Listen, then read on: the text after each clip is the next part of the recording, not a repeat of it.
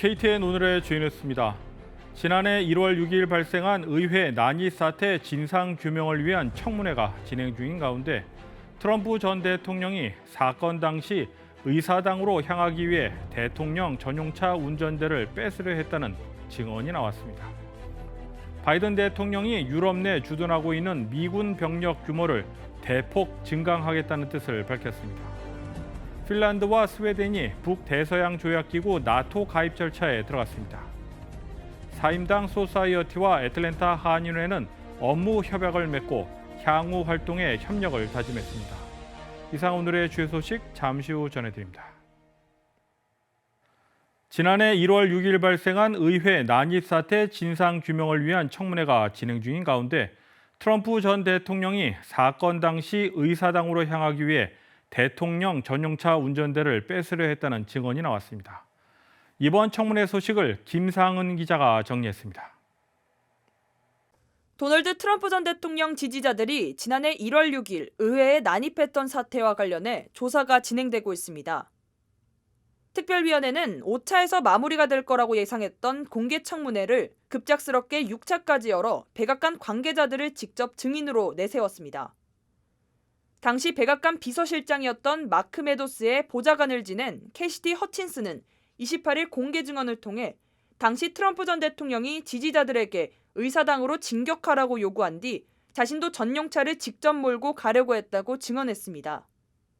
당시 의사당에서는 트럼프 대통령이 대선에서 패배했다는 결과 인증 절차를 밟고 있던 중입니다. 허치스는 경호 책임자가 트럼프 전 대통령의 팔을 붙잡으며 만류했지만 그가 폭언을 내뱉으며 경호원의 목을 움켜쥐려고 시도했다고 말했습니다.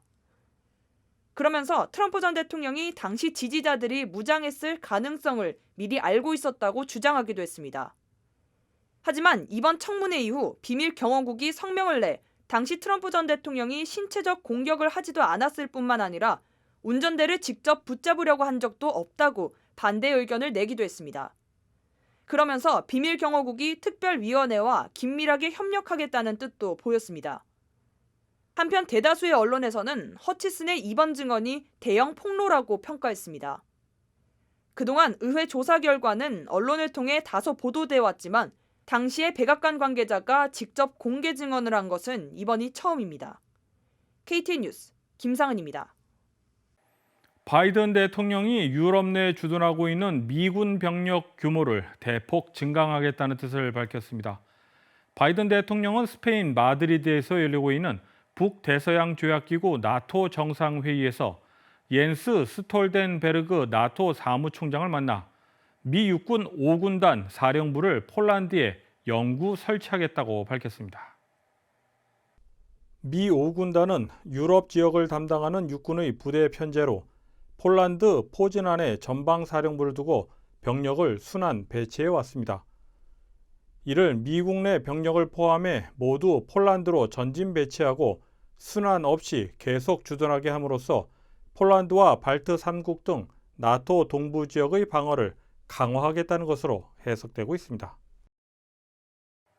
핀란드와 스웨덴이 북대서양 조약기구 나토 가입 절차에 들어갔습니다. 그동안 두 나라의 가입을 반대해온 튀르키예도 이번에는 긍정적인 의사를 보이면서 회원국 모두 찬성표를 던졌습니다. 러시아의 우크라이나 침공으로 나토 확장이 더욱 빨라지고 있다는 분석입니다. 김사은 기자가 보도합니다.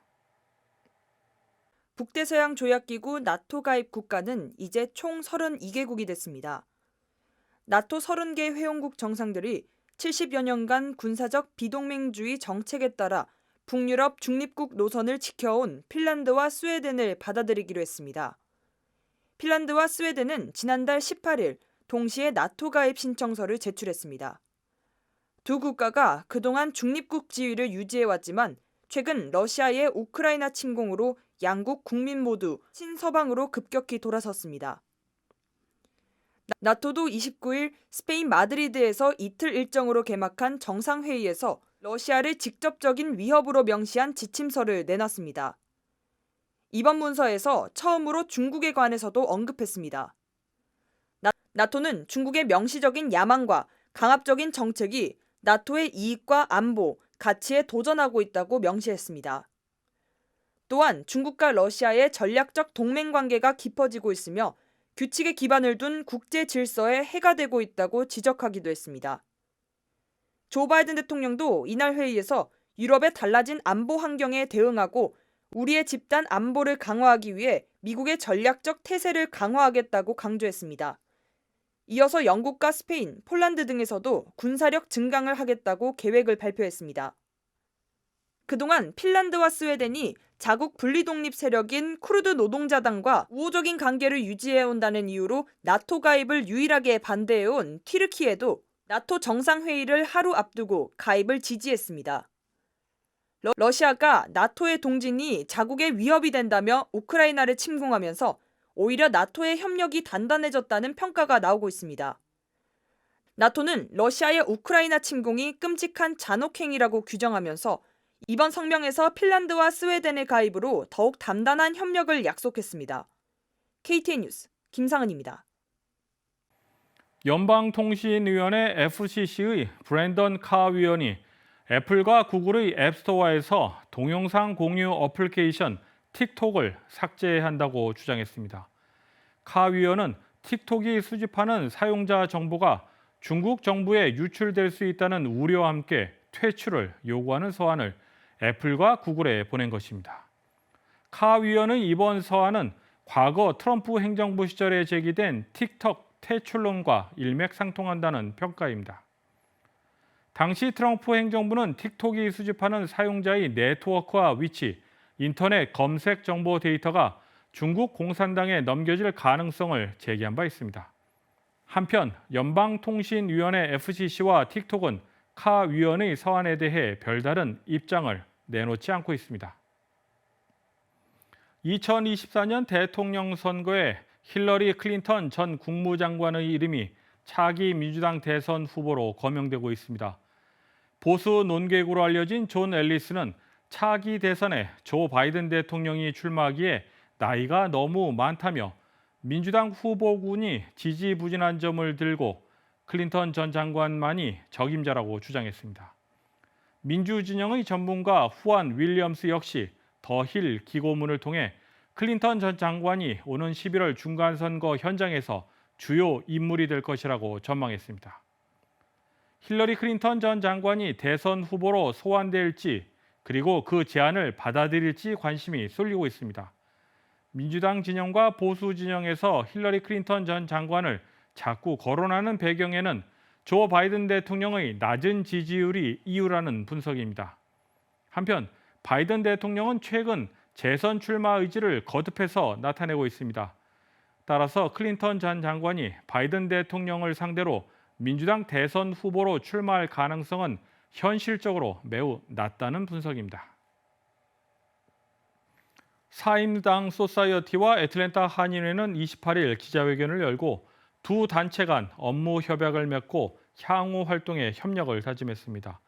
사임당 소사이어티 관계자들은 또한 설립 목적과 행사에 대해 소개하는 시간을 가졌습니다. 사임당 소사이어티의 장세희 회장은 한인 여성의 위상을 정립하고 우수 여성 인력을 발굴 양성함을 그 목적으로 한다고 소개했습니다. 활동 사항으로는 오는 7월 버지니아에서 다국적 청소년 캠프를 열어 청소년들의 자존감과 자신감 향상을 위한 행사를 개최할 것이라고 강조했습니다. 또한 오는 10월 한국 국회의원회관에서 사임당 선발대회를 개최하며 좋은 후보들이 있으면 추천을 당부했습니다. 애틀랜타 한인회 이용규 회장과 사임당 소사이어티의 장세희 회장은 업무 협약을 맺고 행사 지원 등 상호 협력을 다짐했습니다.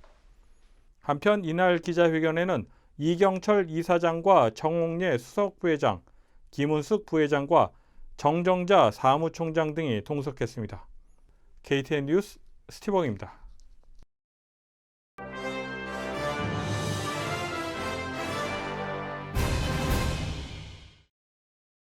해병대와 혼인한 남자라는 별칭까지 붙었던 제임스 매티스 전 국방장관이 최근 늦깎이 첫 결혼식을 올렸습니다.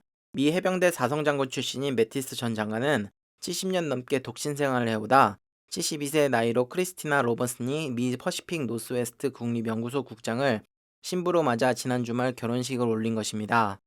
한편 저돌적인 면모 때문에 매드독 즉 미친 개라는 별명을 가진 매티스 전 장관은 걸프전과 아프간전, 이라크전 등 숱한 전투를 지휘해 살아있는 해병의 전설로 불린 인물로 평가받고 있습니다. 올해 들어 쌀 가격이 국제시장에서 17% 하락했습니다.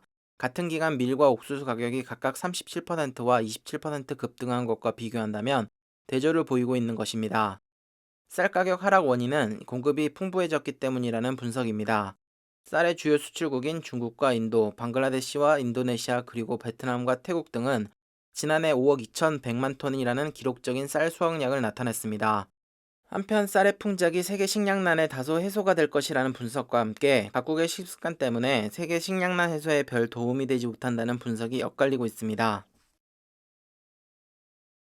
연방상무부가 5개 중국 기업을 러시아군과 방위산업을 지원한 것으로 판단해 제재 리스트에 추가했습니다. 제재 대상에 오른 중국 기업에는 커넥 일렉트로닉, 월드제타, 킹파이 테크놀로지 등입니다.